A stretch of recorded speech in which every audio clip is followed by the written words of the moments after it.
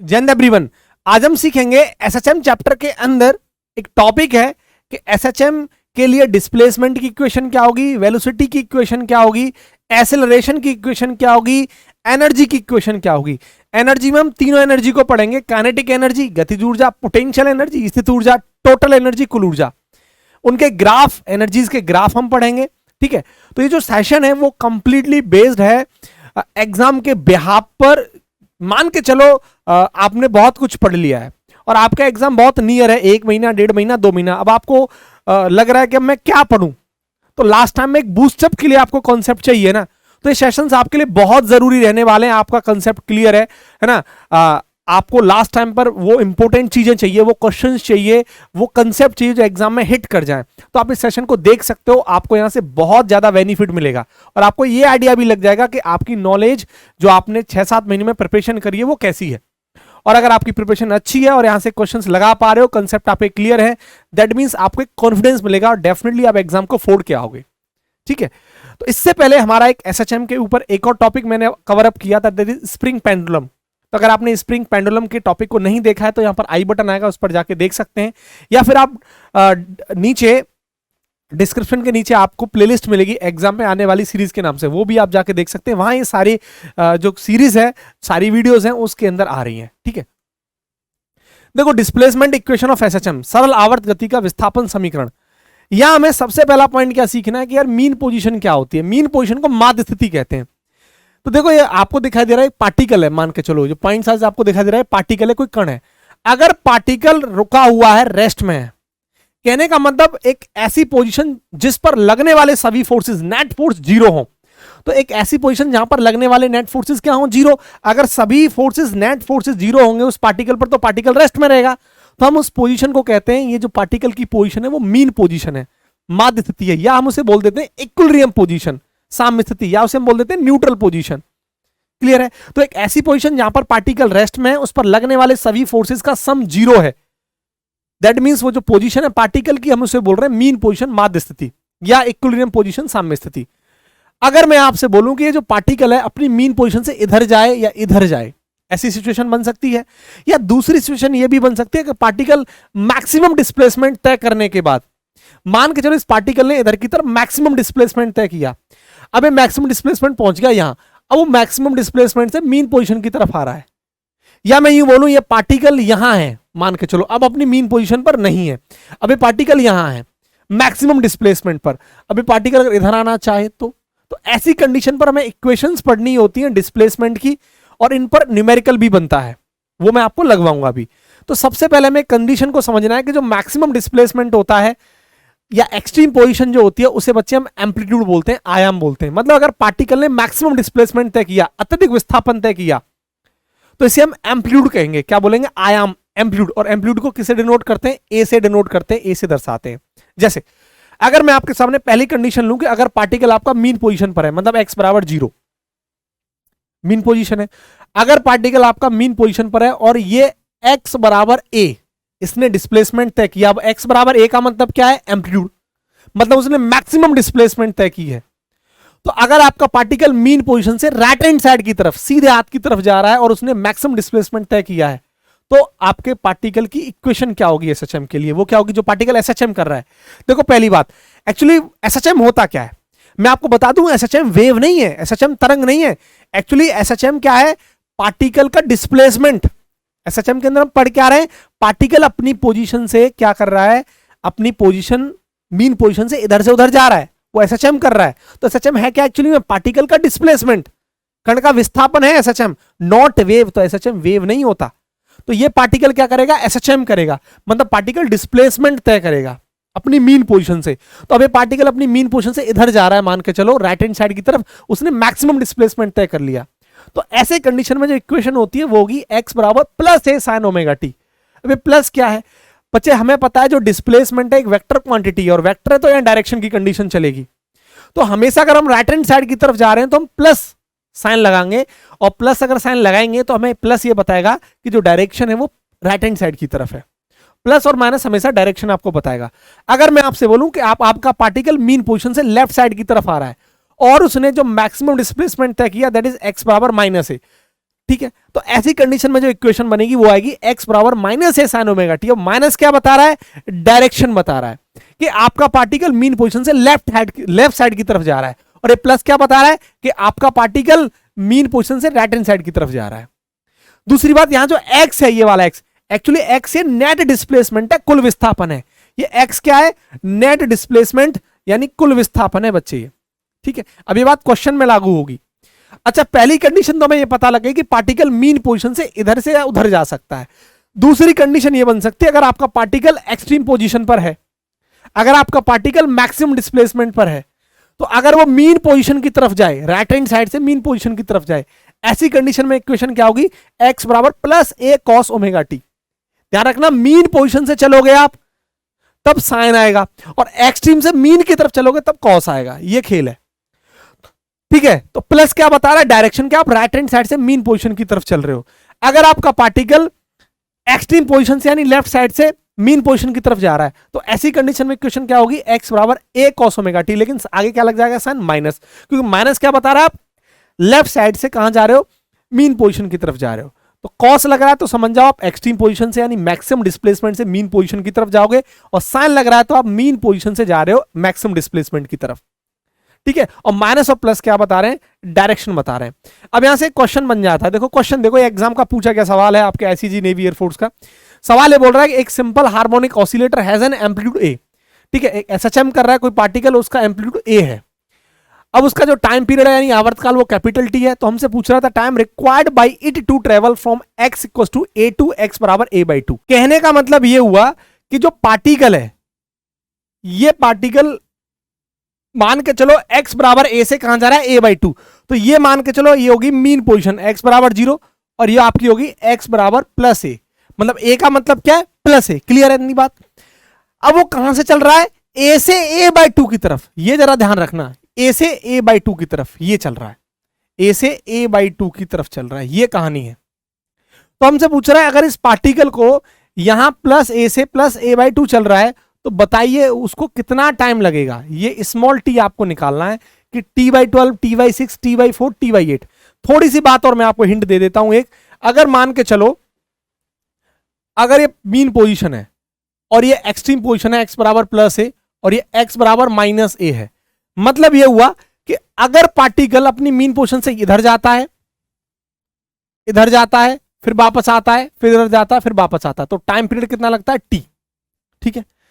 अब उसने यही बोला है कि अगर ये पार्टिकल यहां से a बाई 2 डिस्टेंस तय करता है, a बाई 2 डिस्टेंस जाता है, तो उसको कितना टाइम लगेगा, कितना टाइम लगेगा, सीधी सी बात ये है। तो अब समझो, अब ऐसी मैंने कंडीशन में आपको बताया था, अगर पार्टिकल को मीन पोजीशन से चल रहा है एक्सट्रीम पोजीशन की तरफ तो साइन आएगा, और एक्सट्रीम से मीन की तरफ जा रहा है तो क्या आएगा, कॉस आएगा।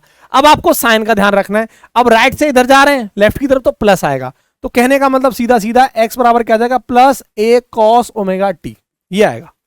अब x क्या था, नेट डिस्प्लेसमेंट, कुल विस्थापन। नेट क्या है, अब a से कहां चल रहा है, a बाई 2, तो a माइनस a बाई 2, ठीक है। तो ये हमारे लिए क्या बन जाएगा, फाइनल, और वो क्या बन जाएगा, इनिशियल। तो ये आपका सीधा सीधा क्या बन जाएगा, that is a minus a by 2। ज्यादा में से कम को माइनस कर देंगे तो क्या बन जाएगा, a cos ओमेगा टी। भाई नेट डिस्प्लेसमेंट कैसे निकालते हैं, हमें तो मैग्नीट्यूड चाहिए, तो ज्यादा में से कम को माइनस करोगे, ज्यादा कौन है a, कम कौन है a बाई 2, तो a माइनस a बाई 2। तो सीधा सीधा क्या बन जाएगा, a बाई 2 और आ जाएगा a cos ओमेगा टी। अब a से खत्म, अब देखो 1 बाई 2 आ गया। अब 1 बाई 2 के लिए cos की वैल्यू कितनी होगी, cos 60 की वैल्यू होगी, और 60 मतलब पाई बाई 3, तो ये आ जाएगा cos पाई बाई 3 बराबर cos ओमेगा की वैल्यू कितनी होती है, 2 pi by capital T into small T. भाई ये टी क्या है, टाइम पीरियड, आवर्तकाल। अब यहां से देखो cos से cos की कहानी खत्म, और यहां से मैं पता लग रहा है पाई से पाई की कहानी खत्म, और 3 टू 6 आ जाएगा t बाई 6। ये आपका आ गया ऑप्शन 20 करेक्ट। ये एग्जाम का पूछा गया सवाल है और ये आपका आंसर होगा, ठीक है। यानी यहां से यहां तक चलने में से कितना टाइम लगेगा, that is t capital T by 6, इतना टाइम लगेगा। एक नेक्स्ट क्वेश्चन और है, अब इस क्वेश्चन को ध्यान से समझो। क्वेश्चन हमसे बोल रहा है कि a simple harmonic oscillator has an amplitude a and the time period capital T, the time required by it to travel from x equals to 0 to a by 2। अब ये क्वेश्चन आपको खुद करना है। यहां सिंपल आपको सवाल के अंदर एक चीज दे रखी है कि आपका पार्टिकल मीन पोजीशन से कहां जा रहा है, x बराबर a से कहां जा रहा है, x बराबर ये मान के चलो एक्सट्रीम पोजीशन है, तो उसने बोला है आपका पार्टिकल x बराबर 0 से कहां जा रहा है, x बराबर a/2 ये जा रहा। तब यहां कौन सी इक्वेशन यूज करोगे, कौन सी इक्वेशन यूज करोगे, मीन पोजीशन से चल रहा है, साइन की इक्वेशन यूज करोगे, x बराबर a sin ओमेगा t। अब प्लस लगाओगे माइनस, भाई मीन पोजीशन से राइट साइड की तरफ जा रहे हैं तो प्लस लगाओगे, तो क्या लगा दोगे, plus a sin omega t। I hope आपको मेरी बात समझ में आ गई होगी, सिर्फ और सिर्फ कैलकुलेशन है। कमेंट सेक्शन में कमेंट करके इसका आंसर बताना, ठीक है। अगला देखो, नेक्स्ट वेलोसिटी इन एसएचएम। अब देखो वेलोसिटी जो होती है एसएचएम के लिए, उसका जो फॉर्मूला है that is omega under root a square minus x square. आपके एग्जाम में डेरिवेशन नहीं आते, आपको नीड भी नहीं है, आपको सीधा स्टेटमेंट ये फॉर्मूला आपको आना चाहिए। तो एसएचएम जो पार्टिकल करता है, जो पार्टिकल एसएचएम करता है, सरल आवर्त गति करता है, उसके लिए वेलोसिटी कितनी होती है, that is omega under root a square minus x square, जहां पर आपको पता है एक्स क्या डिस्प्लेसमेंट है, ए क्या एम्पलीट्यूड है, ठीक है। अब ध्यान से समझने की कोशिश करो, यहां से दो सिचुएशन बन सकती हैं। दो सिचुएशन क्या बन सकती हैं कि पार्टिकल मीन पोजीशन पर, ये पेंडुलम है, और पार्टिकल मीन पोजीशन पर उसकी वेलोसिटी क्या होगी, या उसकी एक्सट्रीम पोजीशन पर वेलोसिटी क्या होगी। अब देखो मीन पोजीशन जहां पर डिस्प्लेसमेंट 0, एक्सट्रीम पोजीशन इधर लेफ्ट जाओगे तो x बराबर माइनस है, क्लियर है। तो माइनस क्या बता रहा है, सिर्फ डायरेक्शन के आप लेफ्ट साइड की तरफ जा रहे हैं, और प्लस क्या बता रहा है कि आप राइट साइड की तरफ जा रहे हैं, और ये क्या है, एम्पलीट्यूड मतलब मैक्सिमम डिस्प्लेसमेंट है, ठीक है। और ये मीन पोजीशन x बराबर 0, ये माइनस है प्लस है। अब आपसे वही पूछ रहा है कि मीन पोजीशन पर वेलोसिटी क्या होगी। तो यहां कई बार लड़के इस कंसेप्ट को समझने में गलती कर देते हैं। वो क्या सोचते हैं कि डिस्प्लेसमेंट 0 तो वेलोसिटी भी 0 होगा। नहीं भाई नहीं, आप जो वेलोसिटी पढ़ रहे हैं एक्चुअली में वो कोई पार्टिकल है जो एसएचएम कर रहा है। आप जो पढ़ के आए हो मोशन इन स्ट्रेट लाइन में, सरल रेखा में गति में, वो एक अलग कंडीशन है, वो काइनेमेटिक्स में हम पढ़ते हैं। अगर पार्टिकल रेस्ट में है, अगर उसका डिस्प्लेसमेंट 0 है, या अगर वो रेस्ट में है, तो डेफिनेटली उसकी वेलोसिटी 0 होगी। लेकिन यहां पार्टिकल क्या कर रहा है, एसएचएम कर रहा है। यहां डिस्प्लेसमेंट 0 होने का मतलब ये मीन पोजीशन है, दैट मींस यहां पर वेलोसिटी 0 नहीं होगी।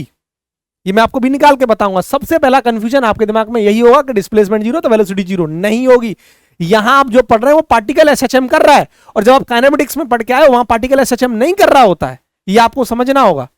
वहां पार्टिकल लीनियर मोशन कर रहा है, सरल रेखा में गति कर रहा है, स्ट्रेट लाइन मोशन कर रहा है। यहां पार्टिकल एसएचएम कर रहा है, इसके लिए एक अलग कंडीशन है। तो इसके लिए वेलोसिटी की जो इक्वेशन होगी omega under root a square minus x square. तो मीन पोजीशन की बात करूं तो x बराबर 0, एक्सट्रीम पोजीशन पर दो कंडीशन बन सकती है, x बराबर माइनस है और x बराबर प्लस है। अब देखो जहां x बराबर 0 पुट कर दो, x की वैल्यू 0 पुट कर दोगे तो v की वैल्यू ए ओमेगा आ जाएगी। तो अब जरा खुद देखो, मीन पोजीशन पर वेलोसिटी क्या आ गई, ई ओमेगा, और एक्सट्रीम पोजीशन पर देखो x की जगह माइनस है। अब अगेन अब आप फिर गलती कर सकते हैं, माइनस और प्लस सिर्फ क्या बताता है, डायरेक्शन बताता है। आपको तो क्या चाहिए, परिमाण चाहिए, मैग्नीट्यूड चाहिए, ठीक है। तो हमें क्या वेलोसिटी का मैग्नीट्यूड चाहिए, तो x की जगह क्या रखेंगे, a, माइनस ए नहीं रखेंगे, माइनस और प्लस तो सिर्फ डायरेक्शन बता रहा है। तो x की जगह a रख दो, यहां भी x की जगह a रख दो, a रखोगे तो a square minus A square 0, तो दोनों कंडीशन में वेलोसिटी क्या बन जाएगी, 0। तो कहने का मतलब यहां भी वेलोसिटी 0 और यहां भी वेलोसिटी 0, मतलब एक्सट्रीम कंडीशन पे वेलोसिटी क्या होगी, 0 होगी। अब देखो यहां 0 कहने का मतलब ये वाली वेलोसिटी कैसी होगी, maximum, that is a omega. तो ध्यान रखना, मीन पोजीशन पर पार्टिकल की जो वेलोसिटी होती है वो मैक्सिमम होती है, that is a omega. I hope आप मेरी इतनी बात समझ पाए होंगे। जो कंफ्यूजन आपको होता है वो मैंने आपको बता दिया। अब नेक्स्ट, अब हम पढ़ेंगे एक्सेलरेशन इन एसएचएम, सरल आवर्त गति में त्वरण। अब यहां पर जो एक्सेलरेशन होगा that is minus omega square x. ये फॉर्मूला आपको याद रखना है। कोई पार्टिकल जब एसएचएम करेगा तो उसके लिए एक्सेलरेशन का फॉर्मूला ये होगा, माइनस ओमेगा स्क्वायर एक्स। अब एक्स क्या है, यहां पर डिस्प्लेसमेंट है, एक्स क्या है, डिस्प्लेसमेंट। और डिस्प्लेसमेंट कहां से मापा जाता है, मीन पोजीशन से। ध्यान रखना, डिस्प्लेसमेंट कहां से मापा जाएगा, मीन पोजीशन से, ठीक है। दूसरी बात, माइनस क्या बताता है, डायरेक्शन बताता है। तो यहां अगर समझने की कोशिश करोगे तो माइनस ये बता रहा है कि जो एक्सेलरेशन है और जो डिस्प्लेसमेंट है ये दोनों अपोजिट डायरेक्शन में लग रहे हैं। अब कैसे लग रहे हैं ये बात मैं आपको अभी बताने वाला हूं। तो माइनस क्या बता रहा है, डायरेक्शन, मतलब एक्सेलरेशन और एक्स जो पार्टिकल एसएचएम कर रहा है उसका डिस्प्लेसमेंट और उसका एक्सेलरेशन दोनों अपोजिट डायरेक्शन में लग रहे हैं। मतलब ये हुआ, देखो जरा कैसे, अगर मैं आपसे ऐसे बोलूं कि अगर मैं इस पार्टिकल को मीन पोजीशन से लेके जा रहा हूं, मतलब डिस्प्लेसमेंट को लेके जा रहा हूं यहां x, तो मैं पार्टिकल वापस अपनी जगह पर आने की कोशिश कर रहा होगा। भाई वापस अपनी जगह पर आने की कोशिश कर रहा होगा तो अंदर की तरफ फोर्स कौन सा लगेगा, रीस्टोरिंग फोर्स। बोलो क्या कहते हो। और हम लोगों ने क्या पढ़ा है कि जो रीस्टोरिंग फोर्स का फॉर्मूला याद है, क्या पढ़ा है, दैट इज व्हाट, आपको यहां से साफ साफ दिखाई दे रहा है, एक्स के क्या है, इनवर्स डायरेक्टली प्रोपोर्शनल है भाई, क्लियर इतनी बात। और यहां क्या लगा दूंगा माइनस। अगर मैं x को ऊपर लेके जा रहा हूं, अगर पार्टिकल को मीन पोजीशन से लेके जा रहा हूं तो डिस्प्लेसमेंट आगे की तरफ हो रही है, तो अंदर की तरफ एक फोर्स लग रहा है, प्रत्यानयन बल, रिस्टोरिंग फोर्स, जो वापस अपनी मीन पोजीशन पर आने की कोशिश कर रहा है। ये बात मैंने कल आपको स्प्रिंग पेंडुलम में भी समझाई थी। जब हम किसी स्प्रिंग को खींचते हैं, वो एसएचएम कर रही है, हम स्प्रिंग को खींच रहे हैं, तो वो स्प्रिंग क्या कर रही है, अपनी पोजीशन पर यानी अपनी मीन पोजीशन पर, अपनी इक्विलिब्रियम पोजीशन पर वापस जाने की कोशिश करती है। तो जो अंदर की तरफ फोर्स लग रहा है that is known as restoring force, प्रत्यानयन बल कहते हैं। और जिस फोर्स से मैं खींच रहा हूं ये क्या एक्सटर्नल फोर्स है, आरोपित बल है। तो जब मैं खींच रहा हूं तो ये हो गया डिस्प्लेसमेंट, और डिस्प्लेसमेंट कहां से मापा जाएगा, मीन पोजीशन से, माध्य स्थिति से मापा जाएगा। और जो अंदर की तरफ फोर्स लग रहा है that is known as restoring force, प्रत्यानयन बल इसे कहते हैं। तो रीस्टोरिंग फोर्स और डिस्प्लेसमेंट डायरेक्टली प्रोपोर्शनल हो गया, और साइन क्या आएगा, माइनस। क्यों? क्योंकि ये दोनों क्या है, वेक्टर है, और माइनस क्या बता रहा है कि दोनों अपोजिट डायरेक्शन में लग रहे हैं। एक्स इधर लग रहा है, डिस्प्लेसमेंट इधर लग रहा है, और रीस्टोरिंग फोर्स अंदर की तरफ लग रहा है। सेम कंडीशन, मैं इस बॉब को ऊपर की तरफ लेके जा रहा हूं, इस पार्टिकल को जब ऊपर की तरफ लेके जा रहा हूं तो डिस्प्लेसमेंट ऊपर कर रहा है, लेकिन जैसे ही छोड़ूंगा ये अंदर की तरफ जाएगा।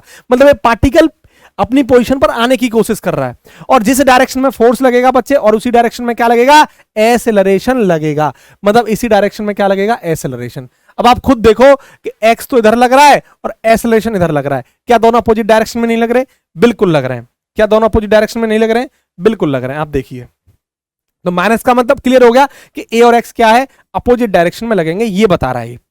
अब अगेन फिर वही बात, यहां से हमें फिर बताना है कि मीन पोजीशन पर एक्सेलरेशन क्या होगा और एक्सट्रीम पोजीशन पर एक्सेलरेशन क्या होगा। तो मीन पोजीशन के लिए अगेन x बराबर 0, एक्सट्रीम पोजीशन पर दो कंडीशन बन सकती है, x बराबर माइनस है, x बराबर प्लस है।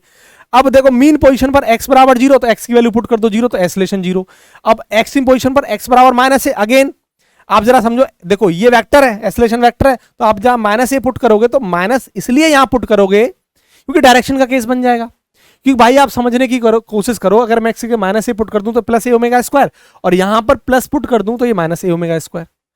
कहने का मतलब अगर आप समझने की सीधी सीधी यहां से कोशिश करोगे तो ये सिचुएशन बनेगी बेटा कि यहां पर, एक मिनट देखो, यहां मैं आपको समझा देता हूं इस ग्राफ, इस फिगर में। तो कहने का मतलब यहां पर एक सिचुएशन बन जाएगी कि जो पार्टिकल है वो मीन पोजीशन पर, उसकी वेलोसिटी तो मैक्सिमम है बट एक्सेलरेशन 0 है।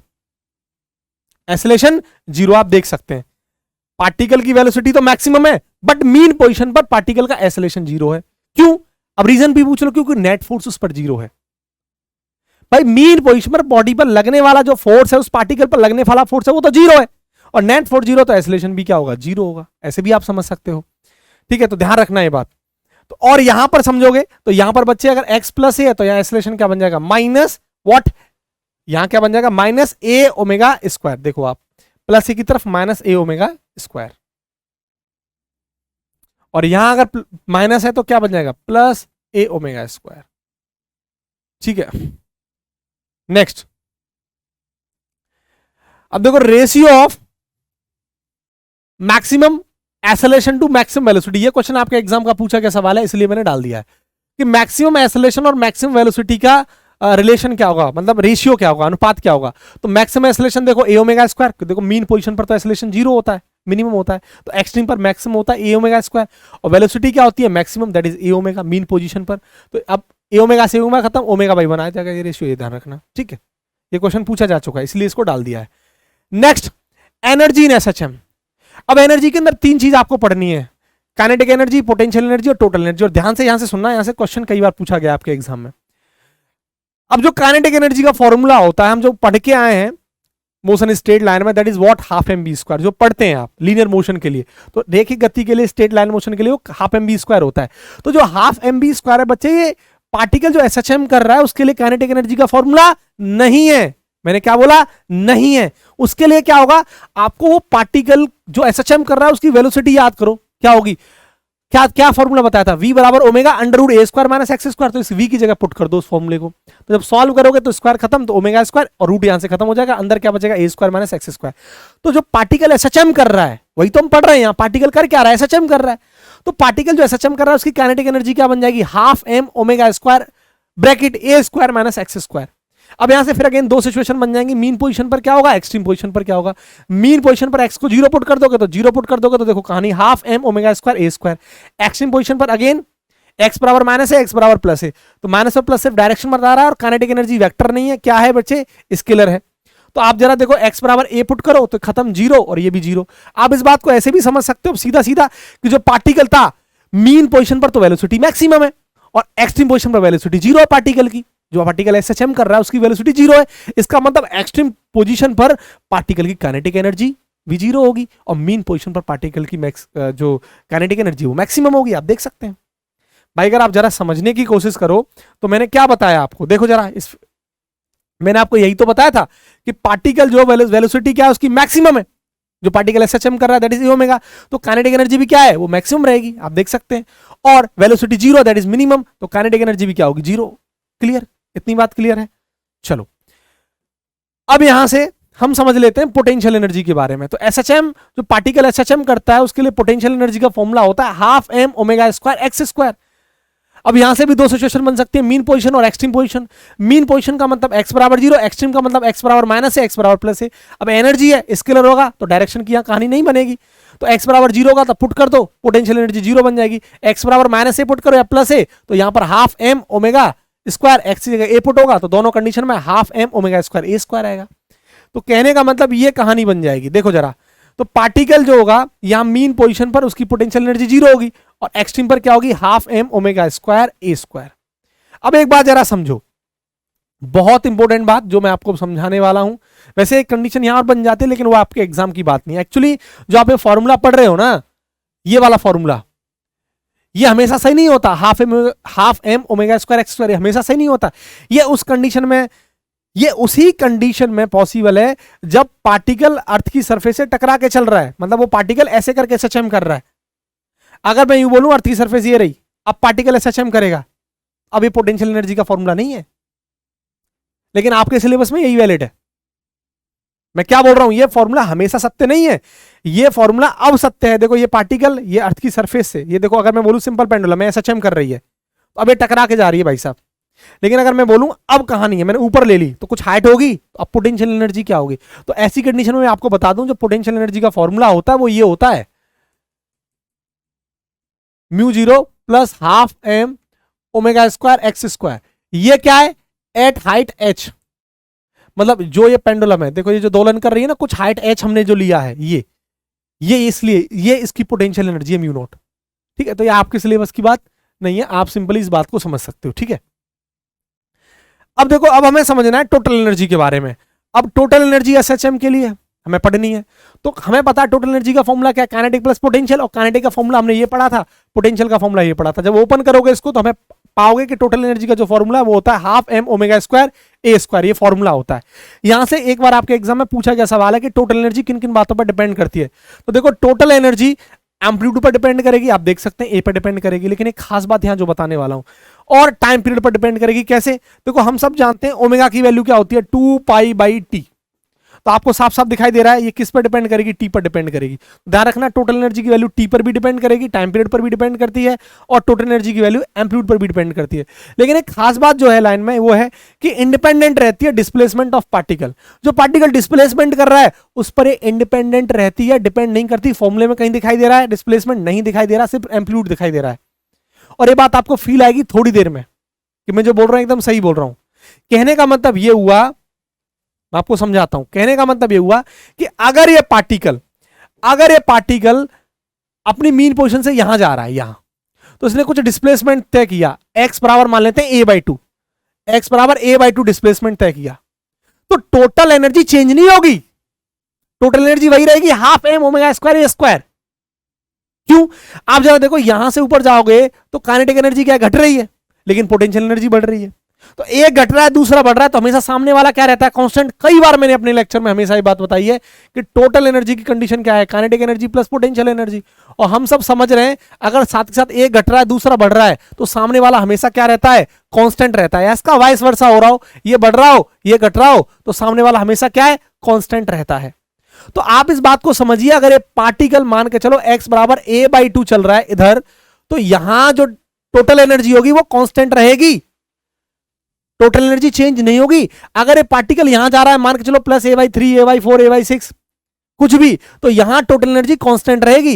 ये पार्टिकल इधर जा रहा है, यहां t by two, t by three, t by four, कुछ भी, सॉरी x बराबर a/2 a/3 कुछ भी, तो पार्टिकल जो है उसकी टोटल एनर्जी उसके डिस्प्लेसमेंट पर डिपेंड नहीं करती, वो कांस्टेंट रहती है। ये बात अभी आपको फील आएगी एक फॉर्मूले से, यहां मैं आपको ये बात समझाने वाला हूं, एकदम फील आएगा आपको। तो कहने का मतलब है कि जो टोटल एनर्जी है वो कभी भी पार्टिकल के डिस्प्लेसमेंट पर डिपेंड नहीं करती, वो सिर्फ और सिर्फ डिपेंड करती है एम्पलीट्यूड और टाइम पीरियड पर, और इंडिपेंडेंट रहती है डिस्प्लेसमेंट पर। ये बात ध्यान रखना। अब इसी टोटल एनर्जी की कहानी देखो। अब हमने पढ़ा था कि टोटल एनर्जी जो होती है वो kinetic energy plus potential energy के बराबर होती है। तो यहां देखो टोटल एनर्जी का फॉर्मूला क्या था हमारे पास, half M omega square a square.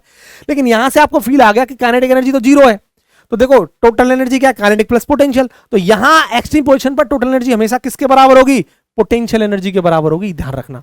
और मीन पोजीशन पर बात करें तो पोटेंशियल एनर्जी जीरो है, तो टोटल एनर्जी क्या होगी, काइनेटिक प्लस पोटेंशियल। तो पोटेंशियल तो जीरो बन गया, तो टोटल एनर्जी किसके बराबर होगी, काइनेटिक एनर्जी के बराबर, that is half M omega square a square, half M omega square a square. अब देख सकते हैं बात।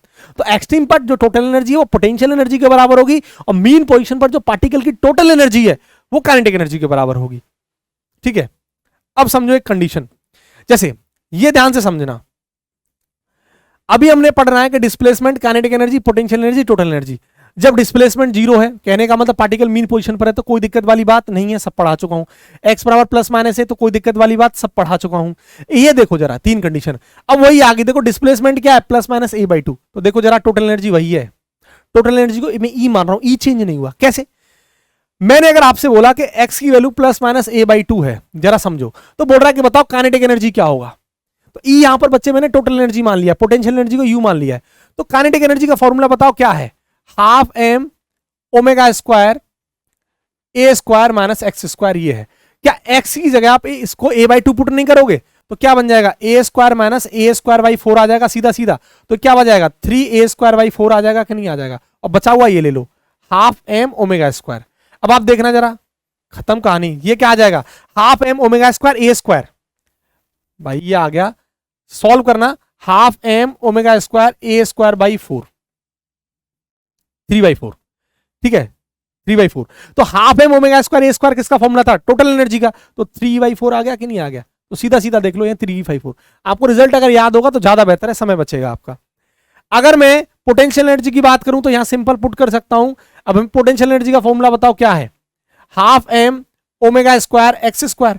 तो x की वैल्यू a/2 पुट करनी है, तो पुट कर दो, a स्क्वायर बाई क्या हो जाएगा 4, तो बनेगा half M omega square a square, तो e/4। लेकिन अब खास बात क्या है कि टोटल एनर्जी का जो फॉर्मूला है बच्चे वो क्या है, half M omega square a square.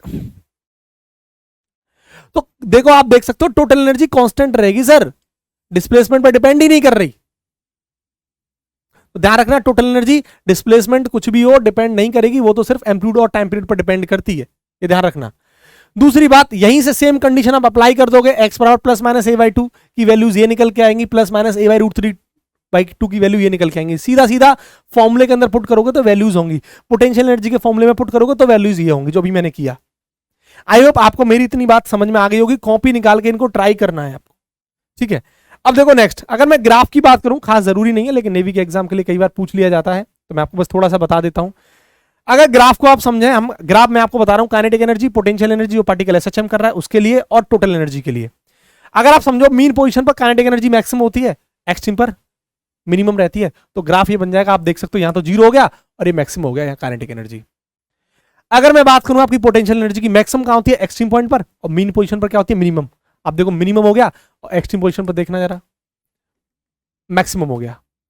लेकिन टोटल एनर्जी क्या थी, कांस्टेंट, टोटल एनर्जी कांस्टेंट थी। देखो ये मेरा किसका ग्राफ है, ग्रीन कलर वाला, ये पोटेंशियल एनर्जी का ग्राफ है क्योंकि मिनिमम होगी कहां, मीन पोजीशन पर।